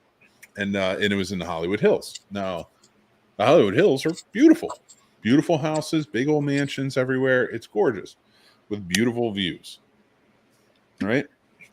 And now I've seen mountain views before, but I've never seen a West Coast mountain view. So, I get out there and we're up shooting at this big mansion on the hill. And it's just long day. It's crazy. It's dusk. Like it's just getting towards night. We're going to be going into the, night and shooting, but we're on a break. And I go out in the driveway. I'm smoking at the time, so I have a cigarette. And I'm sitting out there, and I finally look out at the landscape. And it's Los Angeles. It's the city, like, since I'm a kid wanting to be a filmmaker, I dreamed of living in, doing the very thing I'm doing now, like at that moment, like that I was doing. Like I'm going to finish a cigarette and go film a movie. And I'm looking at Los Angeles. Like I'm a kid from Jersey City, New Jersey. I never expected this.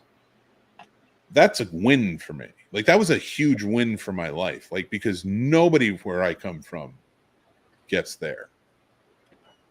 And I still went past that, and I still went past it farther, and I'm at where I want to be.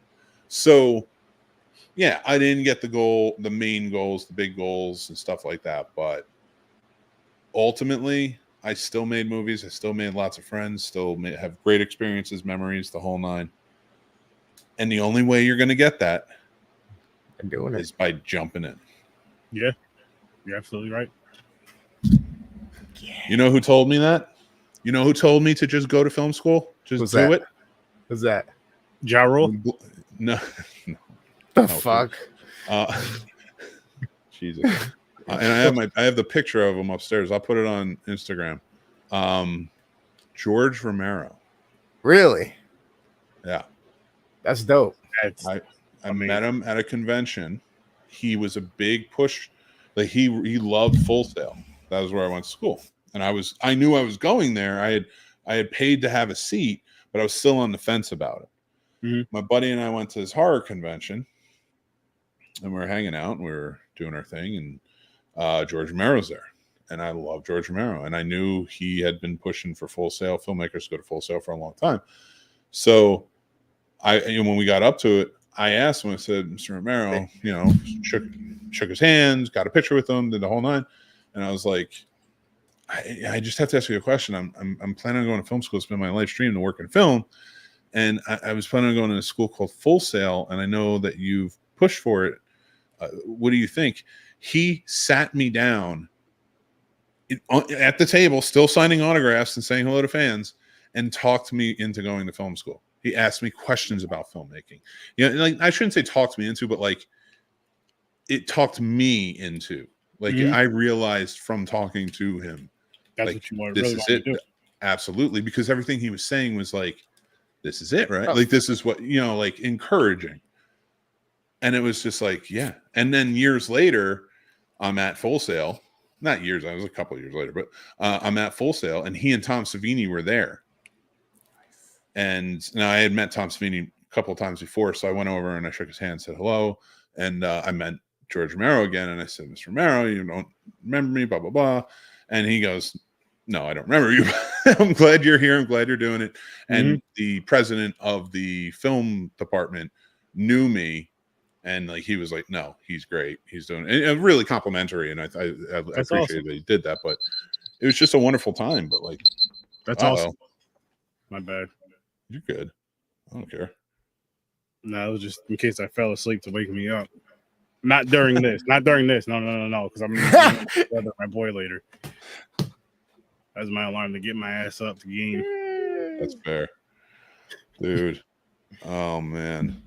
I'm digging this, Mick. You definitely got to do this more often.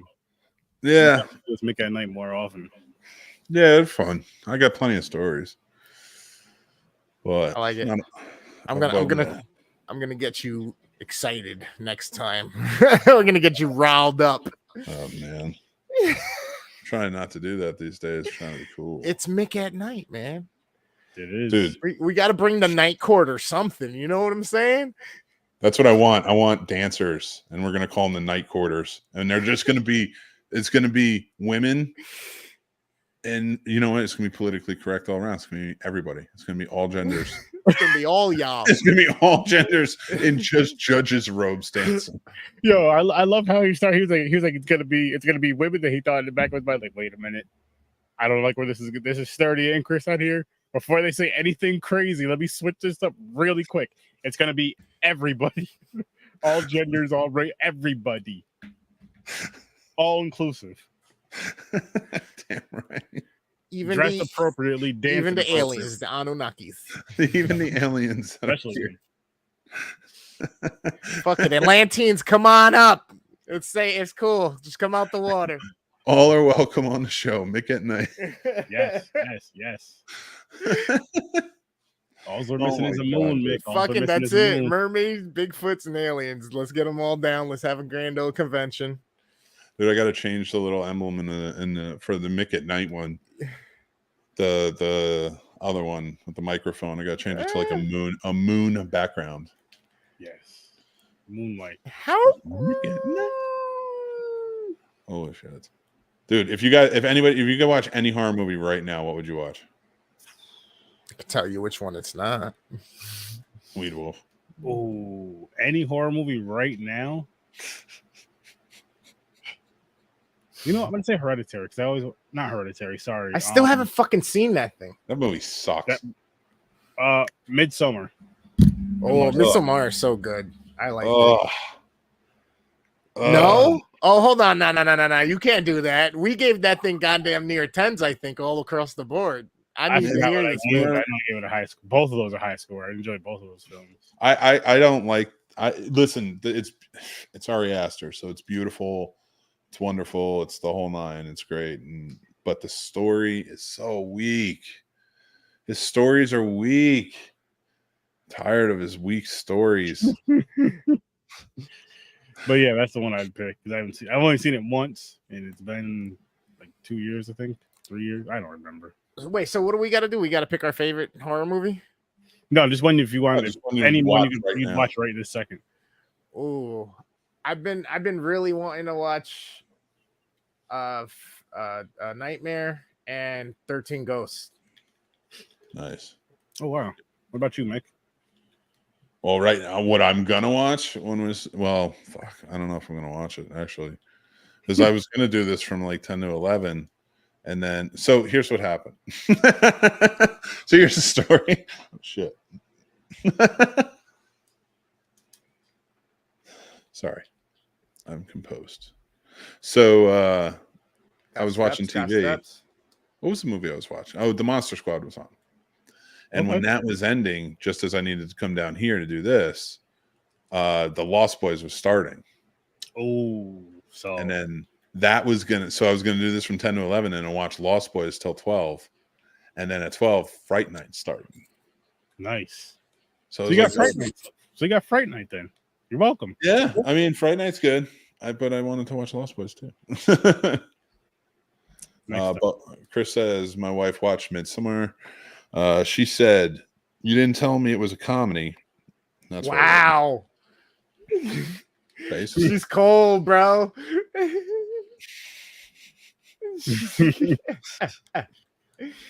You That's might want to all. sleep with one eye open, buddy. Yep. Or both. All right. I think I'm gonna sign off, gentlemen. Yes, sir. Yes, Nick, sir. it's This been was a good fucking time. awesome, bro. Hell yeah. Thank you. Man. Thank Hell you yeah. guys. You're Appreciate welcome, you man. doing this. Nah, anytime, man. Anytime. All right, guys. Thanks everybody for joining in for Mick Nite. If you guys like this, please let us know. Make sure to give us likes. Make sure to subscribe. Make sure to tell us in the comments what you think, because then we can keep going with it. But until next time, here's a word from our sponsor. What's up, movie snobs? Are you ready to take your love of pop culture to the next level?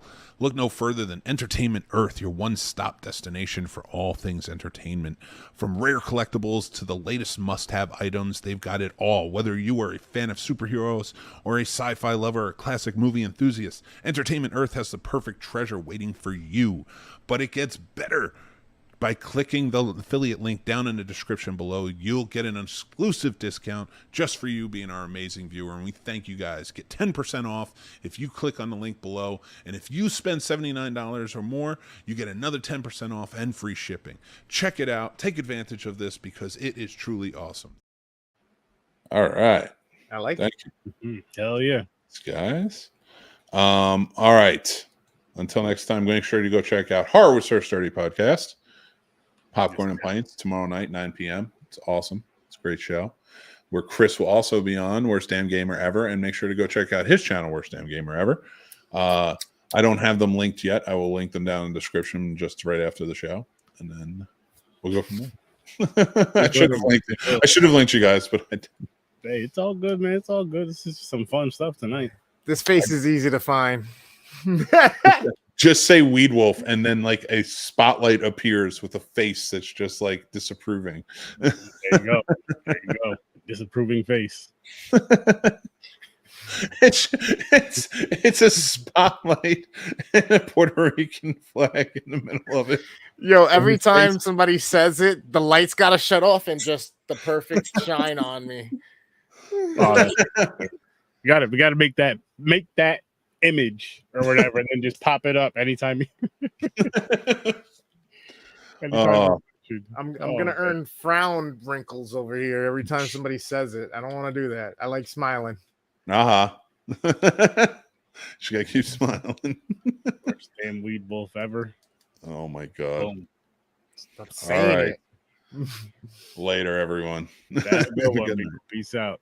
Bye.